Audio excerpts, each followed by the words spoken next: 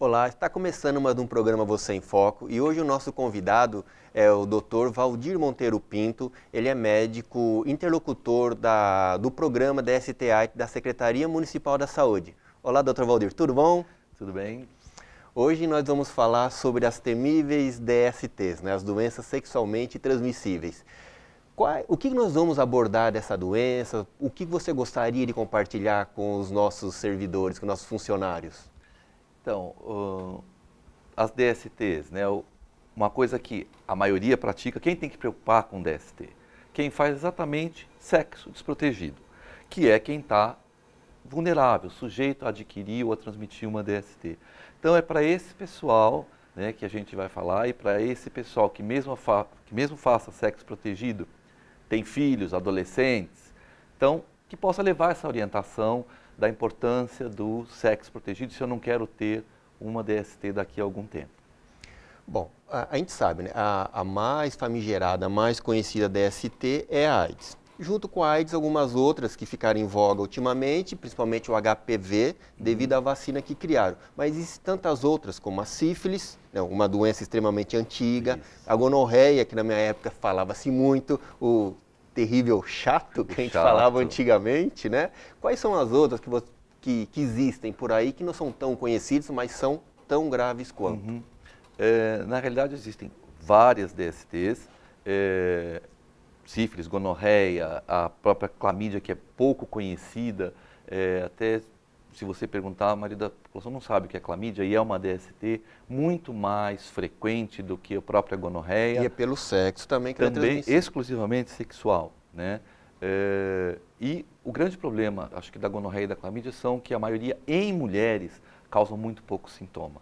Enquanto você falou da gonorreia, que na nossa época era muito comum, né? E até era um sinônimo de masculinidade ter uma gonorreia. Ah, meu filho agora é homem, teve a primeira gonorreia. É verdade, né? Tinha isso, né? Hoje em dia não tem mais isso, ainda bem, porque os jovens hoje estão crescendo com a informação da necessidade do preservativo, mas a gente tem outras práticas sexuais mais em vogas que você acaba tendo outras DSTs, por exemplo, pela relação oroanal, né? Então você tem bactérias do canal anal que na prática do sexo oral anal você pode adquirir, né? Então é isso tudo que as pessoas têm que pensar de que prática eu quero, com quem, esse tipo de coisa. E os cuidados que tem que ter, né, para se evitar uma doença sexualmente transmissível. Poderia falar um pouquinho como que está hoje a política de prevenção, a política municipal de prevenção contra as DSTs? Então, o programa municipal está muito alinhado com as normas do Departamento Nacional de DST-AIDS do Ministério. Na realidade, a gente fez uma pesquisa há 1 ano e meio atrás e observou-se que uma pequena parcela da população só que tinha acesso a preservativo, né? Então colocou-se, e tinha até uma coisa para a pessoa pegar preservativo na unidade básica, ela tinha que ir lá, tinha que dar nome, tinha que dar o RG, e tinha uma cota de preservativo que era 12, se fosse profissional de sexo era um pouco mais. Como é que você administra isso, né? Então isso tudo eu sou adolescente ou eu sou casado, que ela fica tem que me informar. Não interessa, a gente não quer saber o que você vai fazer com o preservativo. A política eu quero preservativo na mão de quem vai usar, né? Preservativo no estoque não serve para nada. Então o que se fez? Após essa pesquisa, colocou-se assim, vamos quebrar as barreiras de acesso ao preservativo. Então não se quer mais saber o que as pessoas vão fazer e nem que limite eu vou te dar. Se eu der 12 preservativos profissional do sexo, isso não dá para 2 dias, né? Então se colocou em displays nas unidades, né, em cestas, e longe de perto de algum profissional. Então eu chego lá, passo, pego 5, pego 10, pego 20, ponho na minha bolsa, ninguém vai perguntar o que eu vou fazer com isso, quer dizer, está quebrando o acesso. Além disso, a gente falou assim, bom, e quem não está no serviço de saúde também faz sexo. E aí fez uma parceria com a Secretaria de Transporte e agora em dezembro se colocou uns dispensadores gigantes nos terminais de ônibus. Então a gente tem, em 26 terminais de ônibus, nós temos dispensadores de preservativo. Para você ter uma ideia, só no mês de dezembro, só nos terminais, foram distribuídos 7 milhões e meio de preservativos. Quer dizer, então, a pessoa que não estava no serviço de saúde, passou ali, viu que tem preservativo, pega. Quer dizer, se ela vai pegar, ótimo, ela vai usar. Se ela não vai usar, ela vai dar para o filho, para o vizinho, não interessa. Né? É isso que tem que estar, o preservativo na mão de quem vai fazer sexo, e não no almoxarifado da prefeitura, de nenhum serviço de saúde. E de nenhuma maneira a pessoa pode se sentir vigiada sobre o que ela vai fazer e se ela pegou esse preservativo. Não, fica lá, não, fica, e a gente pôs ela em passagem, estou passando rapidinho, passo, pego, põe na bolsa, põe no bolso, acabou. Ninguém viu. E se viu é meu, entendeu? É isso que a gente quer e que se torne uma coisa normal pegar preservativo. Né? Então, aproveitando o seu gancho, a gente sabe que o próprio ato de pegar um preservativo, às vezes a pessoa não pega pela vergonha. Vão saber o que eu vou fazer. Isso. Aí então eu te questiono no seguinte quesito. E como que funciona a pessoa que está com vergonha, ela acha que ela tem alguma DST, ela precisa fazer um exame, só que ela quer manter o sigilo dela. Como que funciona isso dentro das práticas, nos postos?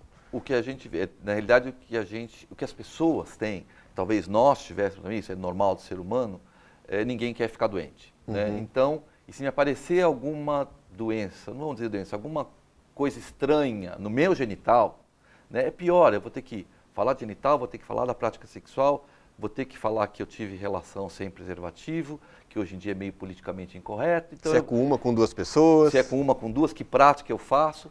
E vou ter que falar isso para um estranho, que é profissional de saúde, que eu nunca vi ele. Então, é isso que as pessoas têm que perder. Ficar em casa, em silêncio, não vai te curar. Você vai se abrir com seu amigo, que não é da área de saúde, vai te indicar provavelmente coisa errada. Eu vou no balcão da farmácia. O balcão da farmácia, ele está lá para vender remédio, ele está lá para fazer consulta. Não dá para eu saber o que você tem sem te examinar. Então, melhor lugar, profissional de saúde. Qual? Qualquer unidade básica de saúde do município atende, te acolhe e te atende para saber se você tem ou não uma DST. Então, onde você vai tirar dúvida? Na unidade básica de saúde, perto da sua casa. Ah, mas eu não sei. Na página da prefeitura, você vai lá também e você consegue achar quais são as unidades que você tem perto da sua casa. Quer dizer, então, é tranquilo. Agora, o que vai acontecer comigo? Nada. Você vai ser acolhido, você não vai ser julgado. Né? O nosso medo é, pô, o que você vai pensar se eu fiz isso, se eu fiz aquilo? O profissional de saúde não está lá. Se ele não vai te ajudar, pelo menos ele não está lá para te atrapalhar. Né?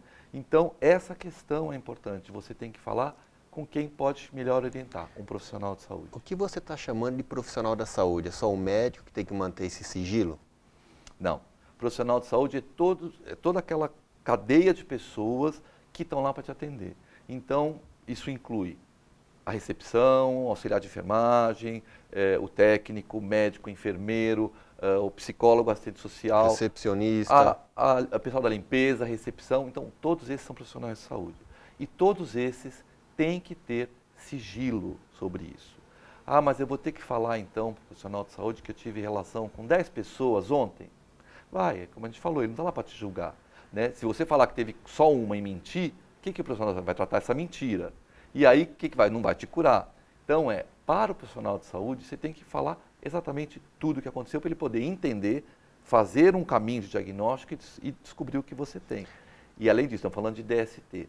Diferença, eu estou com uma dor de garganta, eu vou no médico, ele me dá um remédio e acabou. DST, sexo, ninguém faz sexo sozinho.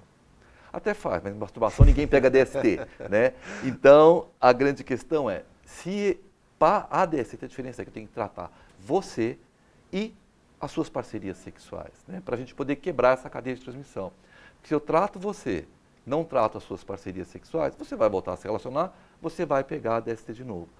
DST não dá imunidade. Eu posso pegar quantas gonorreias eu quiser, quantas sífilis eu quiser. Então, quer dizer, por isso que a gente tem que tratar as parcerias sexuais para a gente quebrar a cadeia de transmissão. E aí você acaba... Existe alguma relação entre ter uma DST e facilita pegar AIDS? Tem muito. Isso já é sabido assim, desde 92, com um estudo americano, que a doutora Júlia Senheit, isso não interessa aqui, ela mostrou quanto cada DST aumenta o risco de você adquirir o HIV. Né? Então você tem, eu tendo relação eu tendo DST, eu tendo relação com HIV, com alguém com HIV, eu tenho chance até de 18 vezes maior de adquirir o HIV. E se eu tenho HIV e uma DST, ou tenho relação com alguém, eu tenho a chance de transmitir esse HIV também. Portanto, quando a gente tem, e é comum as pessoas terem relação com pessoas, principalmente as pessoas mais jovens que não têm uma parceria fixa, vai para a balada, conhece, termina na cama, e isso, a gente fala, não existe, existe sim, é muito comum, né?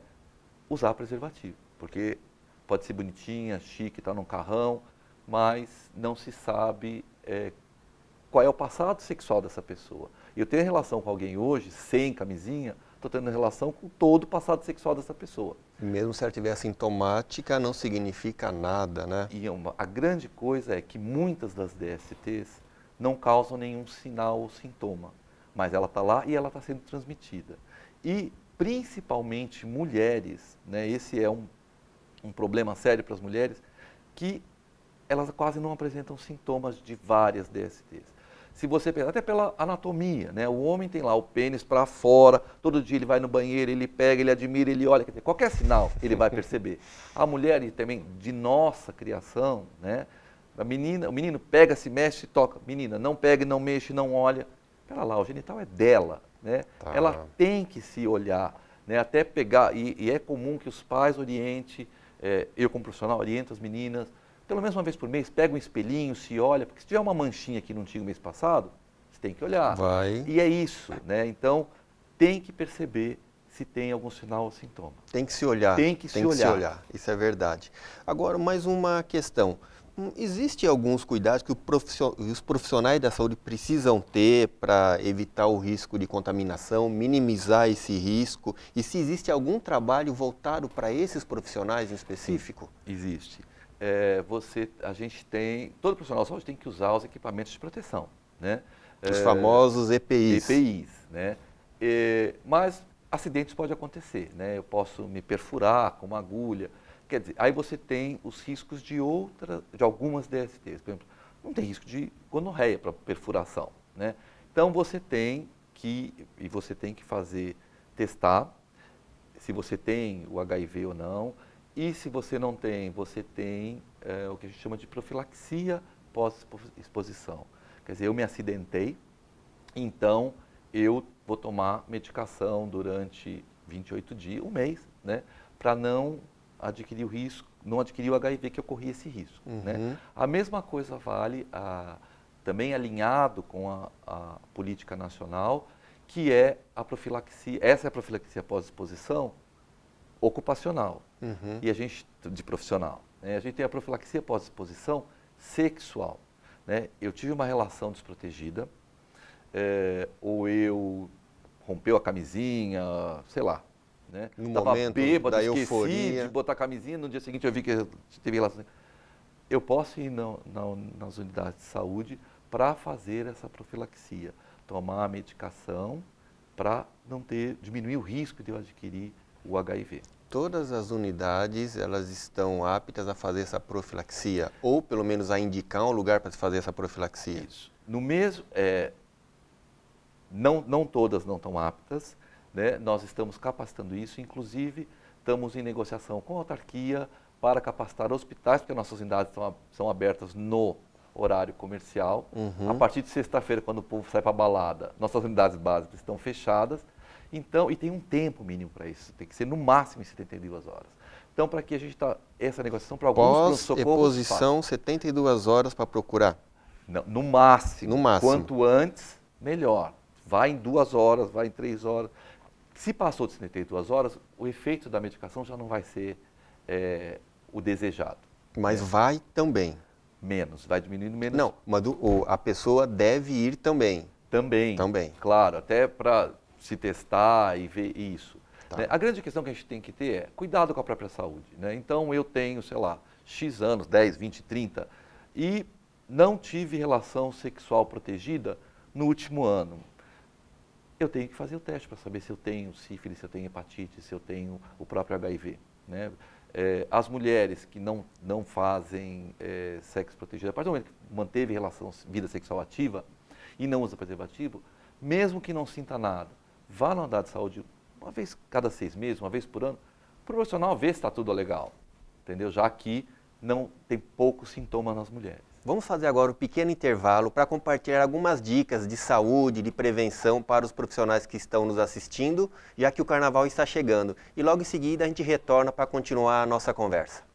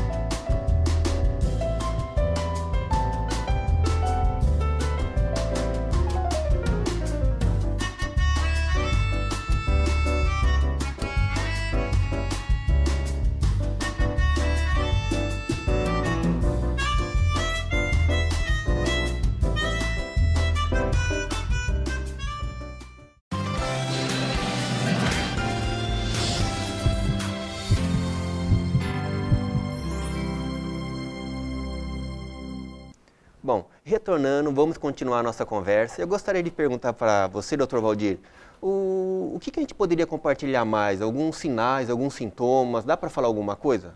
Dá. Bom, primeiro que fique a dica, né? Hashtag fique a dica. Qualquer coisa que você não tinha, vá na unidade. Mas para você ter noção, vamos falar, por exemplo, a gonorreia. O que é a gonorreia?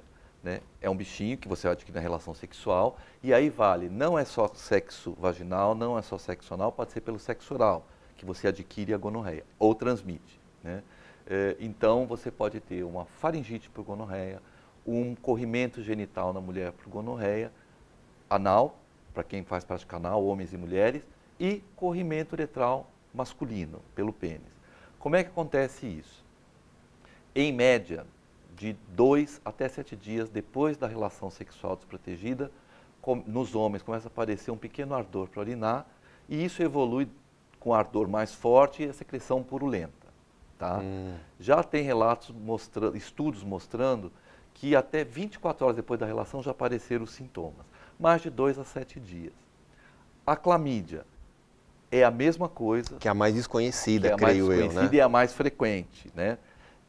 É a mesma coisa, a secreção vaginal, secreção uretral no homem. A diferença é o tempo de incubação, que pode ir até 14 dias.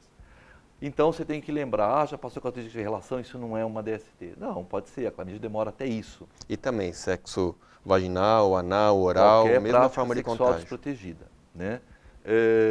Então apareceu isso, vai procurar. As mulheres, para você ver o problema, até 70% das mulheres que têm gonorreia ou clamídia, elas não têm esse sintoma. E aí qual é o problema? Elas não procuram. Bom, então não tem problema? Não, tem problema, porque a gonorreia, quer dizer, o bichinho da gonorreia, o gonococo fica lá e ele vai subindo. Então ele está no colo do útero, ele vai para dentro do útero, ele vai para as trompas, ele cai na parede pélvica. E essas são as complicações, que você pode ter uma doença inflamatória pélvica, que é a infecção das trompas pelo gonococo, e aí você vai ter o sintoma, né? Mas aí já é um sintoma que até você vai ficar internado, porque você vai ter tua trompa inchada. O que vai acontecer? Esse gonococo ele pode danificar a tua trompa, e lá na frente, quando você quiser engravidar, você está infértil, porque a tua trompa foi fechada. né? Ou fecha, mas não total, e você vai ter o quê? Uma gravidez nas trompas, que a gente chama de gravidez ectópica. Então, quer dizer, são complicações que você tem lá na frente por não ter cuidado de uma coisa tão fácil agora. A mesma coisa a clamídia, né? Facilidade. Tratamento, tanto da gonorreia quanto da clamídia, é com dose única. Você nem vai ficar tomando remédio. São 3 comprimidos, 2 para clamídia e 1 para gonorreia. Na hora, na unidade básica, você tem essa medicação de graça. Fácil tratamento. Fácil tratamento, de graça, só com comprimido. E você vai evitar perder sua trompa, perder seu bebê, ficar internada durante infértil. 14 dias tomando medicação na veia. Para que isso? Se você pode tomar 3 comprimidos e acabou. Então é isso. Isso a gonorreia e a clamídia são Deixa eu te fazer uma pergunta. O sapinho, ele também pode ser transmitido por uma relação sexual? Não. O sapinho, na realidade, é um fungo. Né? E onde dá fungo? Fungo dá em lugar úmido. Mesma coisa em casa, você tem fungo no lugar mais úmido. Nós somos um país tropical, quente. Então, principalmente as mulheres, né? Hoje em dia, vestuário. Calça jeans justa, calcinha de tecido não algodão, sei lá, lycra, nem sei se existe lycra. Eu acho que existe, eu não sei. Mas calcinha tem que ser de algodão, né? Antes era aquelas calçolas feias, hoje em dia tem calcinhas bonitas de algodão, né? Então, e não dormir de calcinha, né? Não sei que tem esse hábito ainda de ter que dormir de calcinha, não tem por que dormir de calcinha, né? É o momento que o seu genital vai ser ventilado, né? E você diminui a chance de você ter uma infecção por fungo, né? Que a gente chama de candidíase. Não é uma DST, né? É realmente relacionado à umidade, abafamento dos genitais. Tem mulheres que por higiene acabam usando absorvente o mês inteiro. Ela está nada mais abafando o genital dela, então a chance dela ter é maior. Então é isso, genital que ventile pelo menos à noite. Que ventile, né? Não à noite principalmente, vai né? dormir, nada vai entrar que você não queira. Então pode dormir sem calcinha que não tem problema, pode ficar tranquila e você está tendo uma saúde no seu genital que está tendo uma ventilação normal. Agora, com a chegada do carnaval, existe algum cuidado especial a ser tomado, além do preservativo? O que você poderia compartilhar conosco? Vamos lá. Tudo que me tire a responsabilidade de fazer um sexo seguro, né? Então, não abusar de álcool, né? Não abusar de droga, porque aí você acaba esquecendo. Você não esquece de transar, mas você esquece do preservativo porque o álcool te liberou ou a própria a droga, seja ela Parece que o álcool dá superpoderes, né? Pois é, dá superpoderes e aí depois você se ferra daí um tempinho. Né? Então, essa é uma coisa, e também outra coisa que as pessoas não, muito comum, e está um problema no mundo, e aqui no município de São Paulo também, é a sífilis. Né? A gente tem um problema sério com a sífilis, primeiro, que é o sinal e sintoma. Primeiro, quando é que vai aparecer o sinal e sintoma de que eu adquiri sífilis? De 10 até 90 dias de quando eu tive relação. Então, você nem vai lembrar que foi com aquela pessoa há 2 meses e meio atrás. Né? E o que aparece? Uma feridinha no genital, onde o treponema entrou, que é quem causa sífilis. Então pode ser na boca, no pênis, no ânus, na vagina.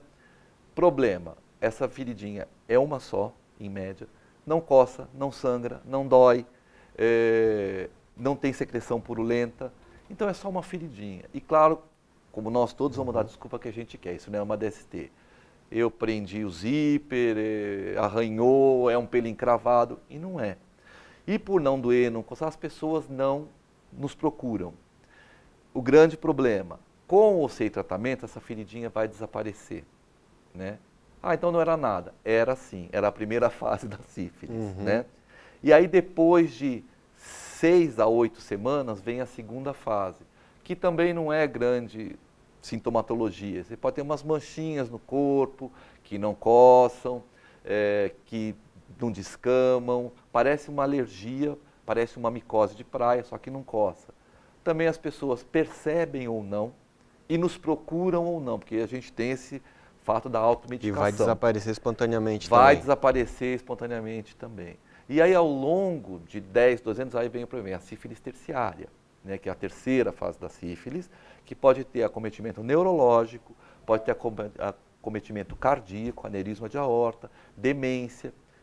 Além disso, nesse período, né, se essa mulher engravidar, ela passa a sífilis para o bebê pela placenta, né? Então, e esse é um grande problema nosso, que as pessoas não sabem que tem sífilis, né? Teve essa relação lá há 3 anos, engravidou agora, nem lembra disso, nem vai lembrar que era aquela feridinha, só que seu bebê corre risco. E uma gestante com sífilis sem tratamento pode evoluir para aborto, 40% pode evoluir para aborto, ou nascer morto, natimorto, ou a criança nascer com sífilis congênito. E a depender da gravidade, pode ter um retardo mental, surdez, cegueira. Então é isso que a gente quer evitar. Como prevenir? A partir do momento que a menstruação atrasou, unidade básica de saúde, ver se está grávida, se estiver grávida, já tem a rotina, o protocolo de pré-natal, que se pede os exames de sífilis na primeira consulta e no início do 3º trimestre, para exatamente evitar a passagem do bebê para o bebê. Bom, mas isso é uma ótima dica mesmo. Você poderia responder algumas perguntas agora que os nossos profissionais nos enviaram? Claro. Bom, a primeira pergunta é: existem vacinas para prevenção ou cura das DSTs? E quem deve tomar, quem deve se vacinar? A vacina para a cura, não, elas não são terapêuticas, elas são profiláticas, elas vão prevenir, né? Então a gente tem, desde 90, né, 92 na realidade, a vacina para hepatite B. A hepatite B é uma doença sexualmente transmissível. Então, claro, no começo de 92 era recomendado que vacinasse todo recém-nascido, né, porque aí ele não vai estar imunizado para o resto da vida, né, tomando os reforços. Ao longo do tempo, liberou-se para qualquer pessoa que tinha DST, já que você teve DST, não importa qual, você correu o risco de adquirir hepatite, então se você não tem o vírus de hepatite, você é vacinado. Hoje em dia é liberado para qualquer pessoa, né, até 49 anos, que não tenha tomado a vacina e que seja sensível, não esteja imune à vacina, ao vírus de hepatite B. Tá. Onde ir? Qualquer unidade básica, né? Vai lá e fala, olha, eu quero tomar a vacina da hepatite B. Recentemente, saiu agora há 2 anos, o Ministério liberou a vacina contra o HPV. Né? Que não é para todo mundo. Não. A indicação são pelo fabricante, foi de 9 a 26, né? E agora foi estendido de 9 a 45 anos. No Brasil, o Ministério liberou para meninas de 9 a 13 anos, na primeira campanha, que foi em 2014, em 15 de 9 a 11. Então agora, toda menina de 9, que entrar nos 9 anos, vai sendo vacinada e você, ao longo do tempo, você não vai ter mulheres com câncer. Né? Outra coisa é a cobertura vacinal. Nós temos que aumentar a cobertura vacinal. Se eu quero minha filha protegida de câncer. Lógico. Né? Então, mas minha menina tem 9 anos, tem 10 anos, eu não vou vacinar. Ué, a gente não vacinou no berçário quando tinha hepatite B? Né? É uma DST também. Então, nós não vamos prevenir que ela entre em contato com o vírus do HPV e que tenha a possibilidade de ter câncer ao longo da vida. Também ela não é só para câncer. Claro, ela também é para as verrugas genitais. Né? O HPV também causa as verrugas genitais, que a gente chama de condiloma acuminado, ou conhecido popularmente como crista de galo. Já tem estudos na Austrália que conseguiu vacinação em massa das meninas, não tem mais verruga genital na população. Olha que legal. Maravilha. Né? E tem mais alguma outra vacina? Para DST, não. São essas? Né? São essas por enquanto. Mas tem efeitos benéficos? Tem efeitos benéficos e também estudos mostrando, tem estudo, claro, vacinas para HIV, mas isso não é para já. Você tem também efeitos da vacina do HPV, que você vacinando, ela está indicada para meninos também. O Ministério ainda não liberou, mas já tem estudos mostrando que se você vacinar as meninas todas, esses meninos não vão transmitir. Então, ao longo do tempo, que a gente chama de efeito rebanho, dá uma proteção para eles. Mas também já tem estudos, já tem países liberando a vacina para os meninos. Né? Então, que maravilha. Isso é uma coisa, eu acho que a longo prazo isso vai acontecer no Brasil também, que a gente quer a saúde da população saudável. Claro. Da prefeitura e um site e o contato do Facebook, que acho que eu gostaria que colocasse na tela para as pessoas terem acesso a isso. Né? Eu queria agradecer a oportunidade da gente colocar o que os profissionais de saúde estão à disposição da população e que nos procurem, né? Que isso é importante. Carnaval, gente, muita diversão e muito sexo seguro. Tá ótimo. Bom, o Você em Foco fica por aqui. Se você tiver alguma dúvida, alguma sugestão, você pode encaminhar um e-mail para a gente no canal profissional @prefeitura.sp.br. E as dúvidas e outros esclarecimentos vai estar no GC para vocês poderem acessar. Bom, até o próximo programa.